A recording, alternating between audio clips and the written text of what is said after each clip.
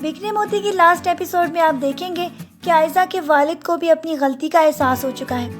گھر پہ موجود بیوی اور بچوں کے ساتھ ظلم کے ساتھ نہیں رہا جا سکتا.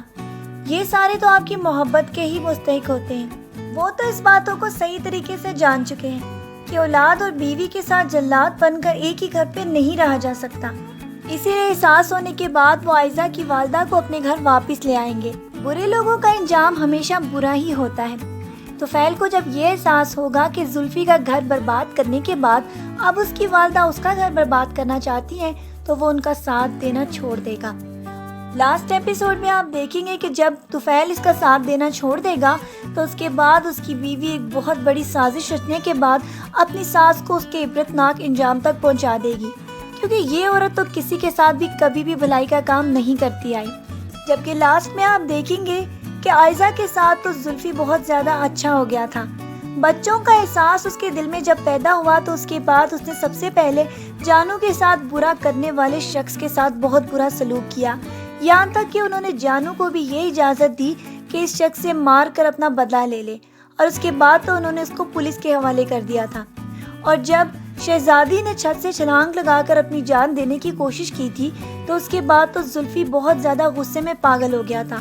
اسی لیے اس نے غلام جو کہ بہت ہی جابر اور ظالم انسان تھا اس نے اپنی بیٹی کی جان چھڑانے کے لیے ہر ممکن کوشش کی، یہاں تک کہ وہ اپنی کامیابی کو بھی حاصل کر چکا تھا.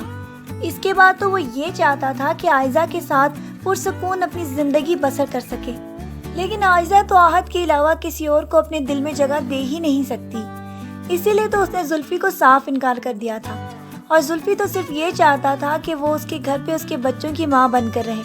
اسی لیے سدھرنے میں تو اس نے بہت جلدی کی، لیکن اسے کیا معلوم تھا کہ اس کی حالت دن بدن خراب سے خراب تر ہوتی چلی جائے گی.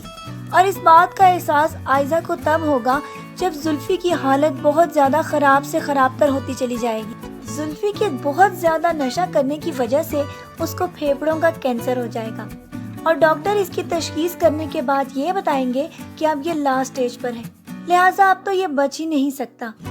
زلفی لاکھ چاہ کر بھی اپنی زندگی کو نہ بچا سکا، اور اس کے بعد آپ دیکھیں گے کہ لاسٹ ایپیسوڈ میں اس کا انتقال ہو جائے گا. زلفی کے مرنے کے بعد تو عائزہ کو بہت زیادہ احساس ہوگا کہ کاش وہ اس کو وہ مقام دے پاتی جو کہ وہ اس سے مانگ رہا تھا، لیکن اس کے دل میں تو آہت کی محبت پہلے ہی دن سے تھی، وہ اسے کیسے بھلا سکتی تھی. اس کے مرنے کے بعد تو آہت پھر سے ایک دفعہ کوشش کرے گا کہ وہ عائزہ کو اپنی زندگی میں لے آئے، کیونکہ عائزہ کے علاوہ تو وہ کسی اور لڑکی کو وہ مقام دینے کے بارے میں سوچ بھی نہیں سکتا. وہ خواب جو کہ انہوں نے پہلے دیکھے تھے اب وہ یہ چاہے گا کہ کسی طرح ان خوابوں کو تعبیر بنا دے. آپ کو یہ پرومو کیسا لگا؟ اپنی رائے سے ہمیں ضرور آگاہ کیجیے گا، اور مزید ڈرامہ پروموز کے لیے ہمارا چینل دیکھتے رہے.